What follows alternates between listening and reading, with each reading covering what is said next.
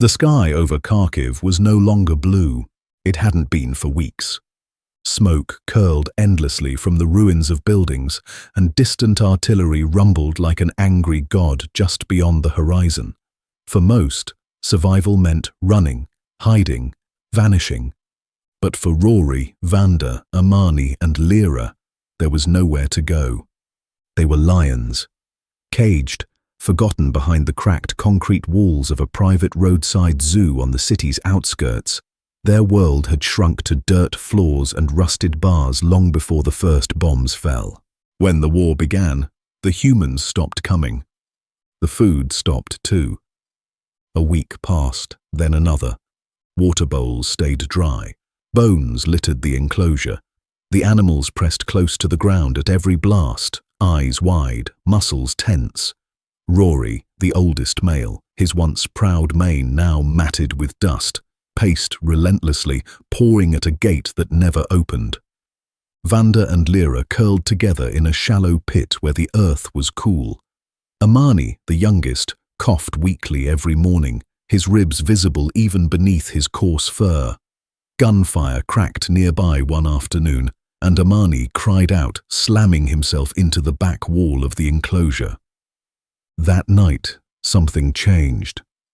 A man appeared at the edge of the fence.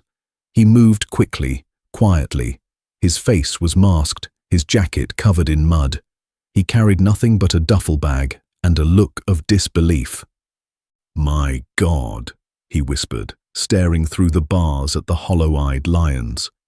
His name was Alexander, a former zookeeper turned rescue volunteer.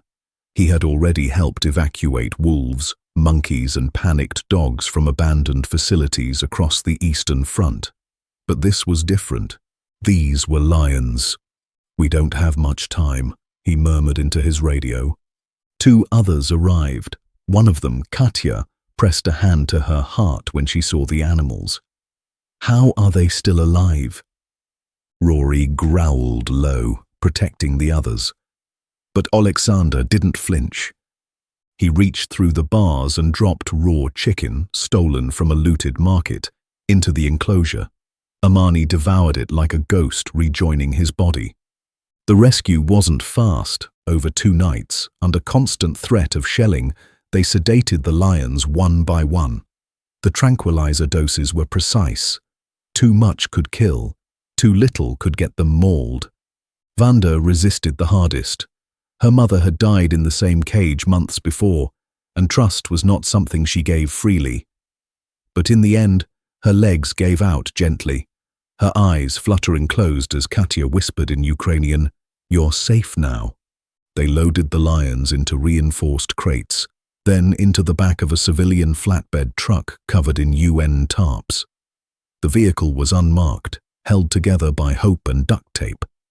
And then, in the pre-dawn dark, they drove west, away from fire, away from war. 4 days and 3 border checkpoints later, they reached Poland. By then, the story had begun to spread. International animal aid groups mobilized fast, paperwork flew, donations poured in. And on a cold spring morning, a British C-17 military cargo plane taxied across a Warsaw runway with 4 lions secured in climate-controlled containers in its belly. Their destination, the Big Cat Sanctuary in Kent, England, a place where green rolled like a velvet ribbon across the earth, where birdsong replaced sirens, and where, for the first time in their lives, 4 lions would feel what grass was like beneath their feet. The sanctuary team had prepared everything: custom enclosures, heated dens, a soft diet to ease their ravaged stomachs. But nothing could prepare them for the moment the crates opened. Sanctuary founder Maya Briggs stood beside the handlers, barely breathing. She had read every report, watched every video, but seeing them in person, seeing the scars, the gaunt frames, the war in their eyes, was something else entirely. "They look like survivors," she whispered. "They are," her assistant replied. Rory's crate opened first. He didn't move at first, just blinked slowly, confused by the absence of walls, of noise, of threat. Then his paw stepped forward, onto grass, soft, damp, real grass. He jerked back, clearly startled, but then he leaned into it.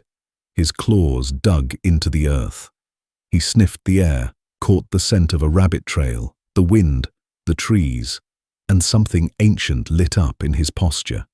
He stepped fully out and roared, not in anger, not in fear, but in something closer to triumph.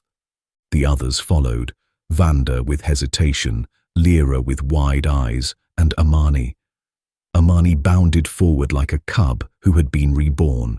He stumbled, rolled, then sprang up again, his tail twitching. The humans around them wept openly.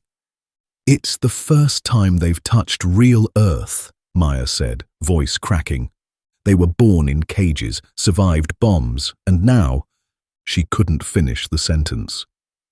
She didn't have to. The days that followed felt like watching a miracle unfold in slow motion. Each sunrise brought a new piece of the lions' old selves back to life. Where once they had paced the perimeter of cold concrete pens, they now stretched under the English sun, their muscles slowly unknotting. Grass stuck to their bellies, mud clung to their fur, and the sky, wide, open, blue, no longer cracked with artillery, but rang with birdsong and bees. Rori was the first to settle into a rhythm. He claimed a flat stone at the edge of the enclosure, lounging like a king reclaiming his throne.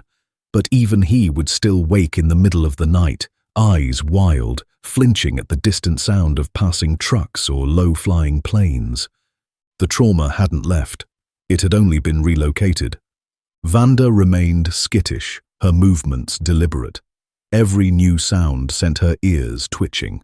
The sanctuary team gave her space, speaking only in soft tones. A week in, she finally allowed one of the keepers, a gentle young man named Theo, to toss her meat without retreating to a corner. "She's starting to trust," Maya observed from the observation platform. But it was Amani who changed the most. The youngest of the four, he'd been near death when rescued. But now, the sun seemed to charge him like lightning. He chased butterflies. He tackled patches of long grass. He climbed, stumbled, rolled, and laughed.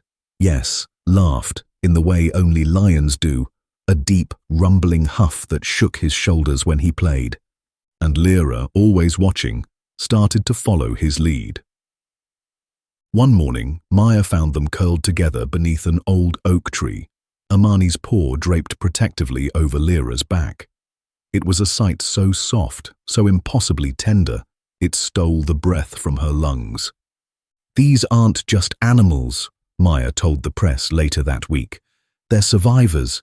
They've seen war, lost family, lived through hell, and yet here they are, learning to live again." The media took notice. The story exploded. War-torn lions find peace in England's sanctuary. From bomb craters to green pastures, the lions of Ukraine. They survived gunfire, now they sleep beneath the stars. News crews came, donations poured in. A drone captured slow-motion footage of Amani's first full run across the field, his tail like a banner, his roar echoing against the sanctuary walls. But not all the attention was good. Some online voices questioned the resources spent on animals during wartime. Others demanded they be put on display, paraded for the cameras. Maya pushed back hard. "These lions don't exist to entertain us," she said during a live interview. "They exist to remind us what resilience looks like, what healing looks like. They are ambassadors not just for wildlife, but for every living thing that suffers in silence when humans make war." The sanctuary refused all offers for public viewing. No cages, no shows, just space, time, and dignity. 1 month after their arrival, Rori did something extraordinary. He approached Maya during a feeding round, Not aggressively, not out of hunger. He walked to the edge of the enclosure, looked her dead in the eyes, and, slowly, bowed his head. Not submission, not fear. Recognition. She froze, heart pounding, unsure if she was imagining it. Then Lira followed. Then Vanda. Amani sat down beside them all. For a full minute, the four lions sat silently at the fence line, watching the woman who'd given them a second life. Maya cried for the first time since they'd arrived. Not from pity, not from sorrow, but from awe. "They remember," she whispered. "They understand." The war in Ukraine continued. Cities still burned, lives were still lost. But here, in a quiet corner of Kent, four lions became symbols of something greater, of hope that refuses to die, of life clawing its way through fire and rubble to something softer. Visitors never saw them, but schoolchildren wrote letters, artists painted portraits. And once, on a still evening, Maya stood at the edge of the enclosure while Rori let out a single, deep-chested roar, not of warning, but of presence, of survival, of pride. It echoed far across the countryside, a sound like thunder, a sound like freedom.